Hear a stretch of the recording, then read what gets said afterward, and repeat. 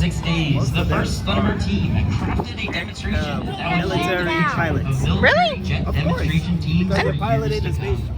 I didn't even know that. Thunderbirds became the first They take the best of the best supersonic pilots, jet demo team and they in become the 1956. spacecraft With the pilots. transition Wow, to the maybe that could be you. receiver.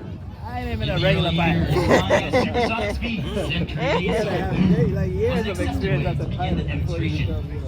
While supersonic flight is now prohibited, the Thunderbird tradition of showcasing America's frontline fighter aircraft and Supersonic representing the aircraft pride, prohibited. precision, and professionalism of all our 695,000 airmen continues today in the I thought we seen that. Did we? with 31 different Air Force group deals. This team is a diverse group. Oh, wow. Is that going to happen today? Across this They said it's great nation. prohibited.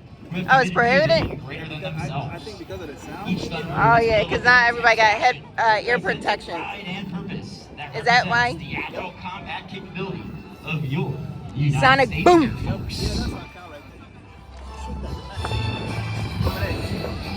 Oh, okay, cool. A little ball. Oh, nice.